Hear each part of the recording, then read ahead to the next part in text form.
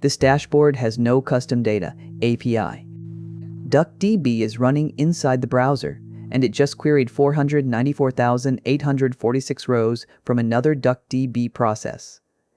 The result came back in 119 milliseconds after connection. The database file is on the server. The analytical engine is on both sides. DuckDB became popular because it did not need a database server. You embedded it in Python, a notebook, a command line process, or a browser and queried files directly. Now DuckDB has added a server protocol anyway. It is called Quack, and it moves DuckDB into territory that used to begin with Postgres. The architecture is almost aggressively simple. One DuckDB process opens the database file and starts Quack on port 9494. Separate DuckDB instances connect over HTTP. They can attach the remote catalog, query its tables, create objects, insert rows, and forward transactions. The clients are still DuckDB. The shared mutable state stays on the server. Before Quack, DuckDB could handle concurrent writers inside one process, but separate writer processes could not safely modify the native database file together. Quack does not make every process open that file. It gives one process ownership, then lets other processes submit work through a protocol. That removes the file lock boundary without abandoning DuckDB's in-process engine. We built the Quack setup and reproduced the same workloads in Postgres 18.4. The fixture contains 500,000 deterministic event rows in CSV and Parquet. Both systems ran on the same Apple Silicon laptop. We tested ingestion, aggregation, 5 concurrent writers, tiny updates, network delay, authentication failure, restart recovery, and the browser path. Postgres won the CSV load. Streaming the 39.5 megabyte file through copy took 611 milliseconds. Reading it in a DuckDB client and sending the rows through Quack took 912. That is our measurement, not a universal result. But it immediately kills the lazy version of this story where DuckDB wins every chart. Parquet is where the architectural difference appears. DuckDB read the 3.9 megabyte Parquet file directly and loaded the remote table in 450 milliseconds. The official Postgres image has no built-in Parquet reader, so that path needs conversion or an extension. The advantage is not magic server speed. It is that the client is already an analytical engine. On the grouped analytical query, Quack reversed the result. It scanned the remote table, filtered failed events, grouped by region and category, and returned the same 20 result rows in a median of 85 milliseconds. Postgres took 153. This is the workload DuckDB was built to run, now exposed through a shared server. Then we started 5 independent writers. Each committed 200 small appends into one shared table. Quack accepted all 1,000 transactions with 0 errors. So did Postgres. This is the breakthrough in its most concrete form. Separate DuckDB processes can now modify the same persistent database through one server. But success is not the same as leadership. Postgres completed about 7,143 transactions per second. Quack completed about 2,010. On these tiny local commits, Postgres was 3.5 times faster. DuckDB removed the multi-process barrier. It did not suddenly become the best transactional engine.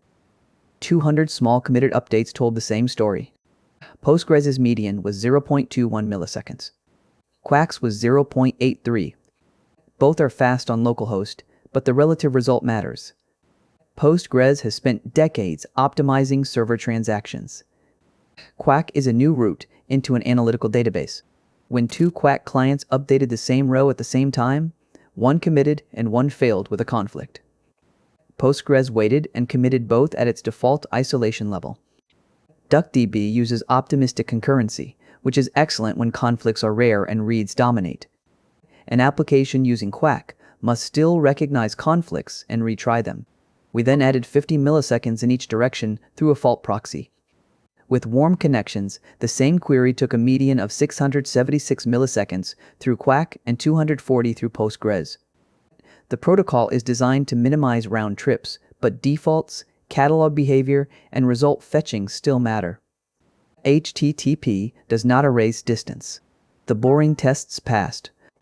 After restarting each server, both returned the same persisted aggregation.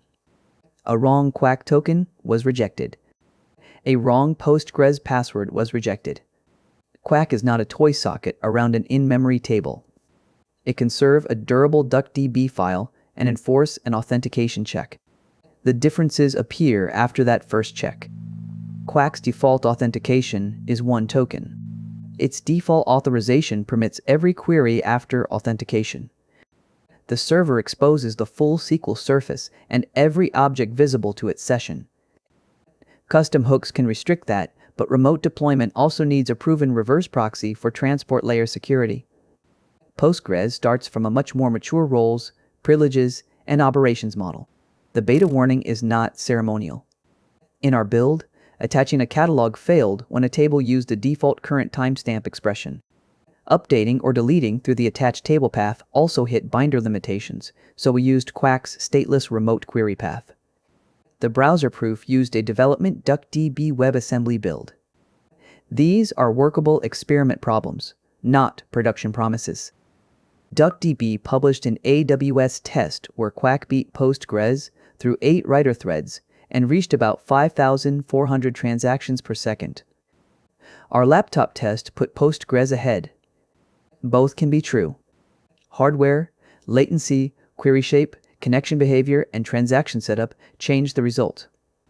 The honest conclusion comes from the boundary, not one benchmark trophy.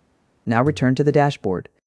A normal browser does not speak Postgres' raw TCP protocol, so a Postgres dashboard usually needs an application API or protocol gateway.